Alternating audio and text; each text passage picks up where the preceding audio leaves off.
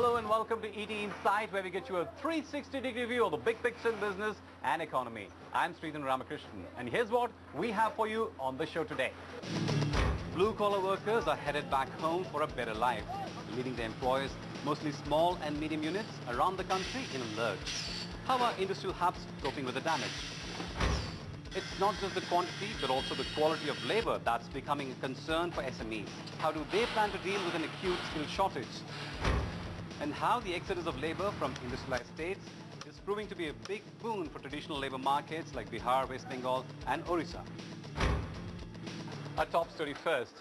Small is beautiful, especially in India, where small and medium enterprises contribute nearly 17% to the country's GDP. SMEs are also the single biggest source of employment. But the past year and a half has been the worst for the sector. The global economy has slowed down, input and interest rates have shot up, and there's been a 30% drop in labor supply. Asha Gopalakrishnan tells you why the drop in labor has been the unkindest cut of all. 55-year-old Prakash Padikkal has been running this engineering unit in Thane for over 15 years. But his wheel of fortune came to a grinding halt last year. That's because more than 60% of the labourers working here left on account of better opportunities and a higher quality of life in their hometowns in Bihar, UP and Orissa. A mass exodus was just one part of his big problem. The other part comprised the unavailability of suitable replacements. The impact? We are not operating in full-fledged way. The production levels had gone down considerably to the tune of 30 to 35%. And to recruit new people for SMS, it has become a very difficult issue. Havista is among 3,500 labour-intensive units in Trans-Thane-Belapur belt in Maharashtra that have cut down capacity by half on account of the acute shortage of labour. This site is on rent. We have to pay rent from our pocket. We have to pay salary to all our employees. We have to pay installment of machines. So finally, at the moment, we are in loss. If you just have a peep in this particular area, the 24-hour shifts that used to work have really stopped. Now they've come down to 8-hour shift or 12-hour shift because of lack of labor. When you tour the entire industry over here, after 8, virtually all the units are closed down. Maharashtra is not alone. Industrial clusters in states like Gujarat and Tamil Nadu are in a similar spot. Take for instance the case of the Ambattur Industrial Estate in Tamil Nadu, which boasts of 1,800 units comprising auto ancillary and engineering units with a turnover of 2,000 crore rupees. We lose the productivity. Now there is the cut short of the shifts also. Many employers have closed their shifts because of the shortage of the laborers. Even though we have got the strength for investment in the machineries, we don't have the strength in getting the laborers. It has affected our basic cost of production, because since a lot of big companies have come in Sri Perambuttur and Paragadam belt, many of the people have migrated towards that for a high salary. From industrial clusters to the sector that has been hit the worst. We are talking about the textile industry, which is totally dependent on migrant workers. The sector employs about 35 million workers directly, and another 45 million people are employed in allied industries, of which over 80% is migrant labour. It is well known that Tirupur has been battling acute labour shortage for the past 2 years. And as per the official statistics of Orissa Labour Department, about 1.7 lakh skilled and experienced workers from Gujarat, mainly employed in the textile industry in Surat, returned to their native places in Ganjam and Puri in the last 2.5 months. आज स्थिति विपरीत है. हम कोई भी production time पर कर नहीं पाते हैं. ऑटोमाइजेशन की एक लिमिट होती है कि लेबर का काम लेबर ही कर सकती है. तो आज लेबर की हम काफ़ी शॉर्टेज महसूस कर रहे हैं. 8% में हम 20 से 30% तक हम लेबर शॉर्टेज में चल रहे हैं. अभी हमको जितना जैसे हमको 100 वर्कर देना है तो हम उसकी जगह 70 वर्कर ही जुटा पाते हैं. और जो हमने आज समस्या जो आ रही है हमने 20 साल में कभी देखी नहीं. Which brings us to the big question. Where are all these migrant workers headed and why are they leaving? They are all homebound in anticipation of a brighter future.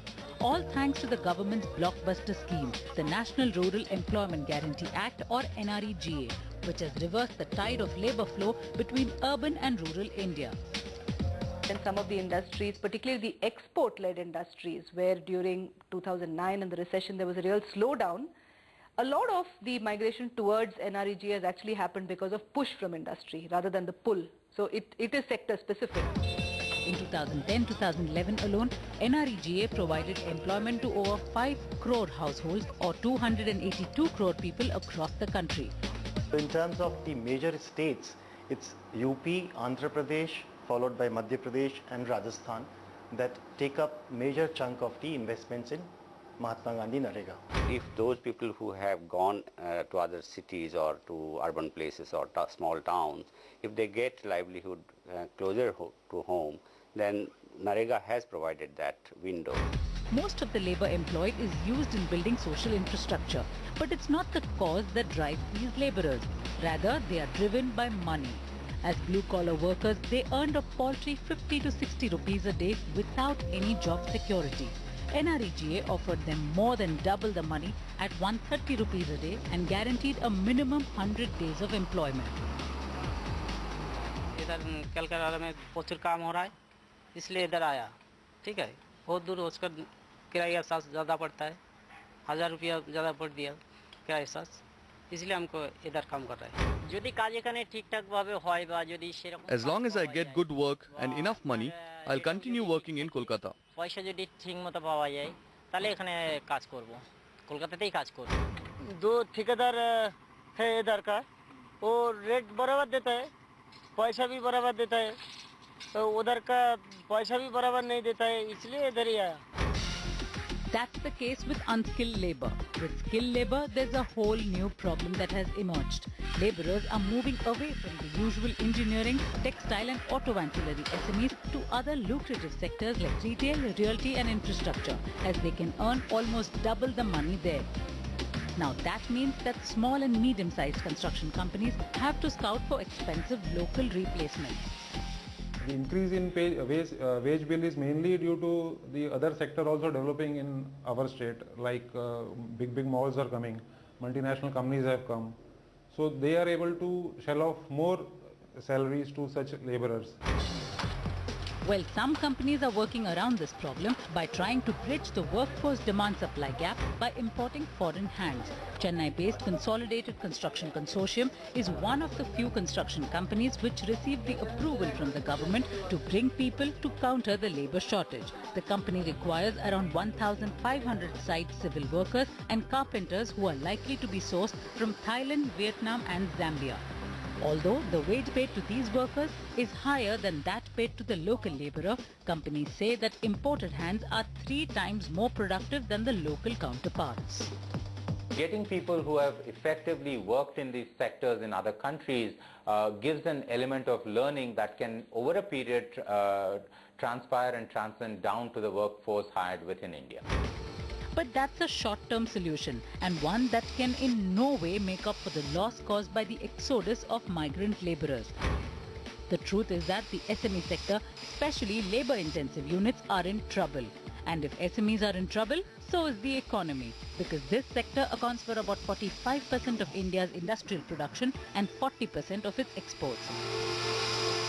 The only way to deal with the labour problem is to invest in technology and automation. But that requires capital and skilled labour. And capital is tough to come by, particularly now when interest rates are on the rise and skilled labour is in short supply.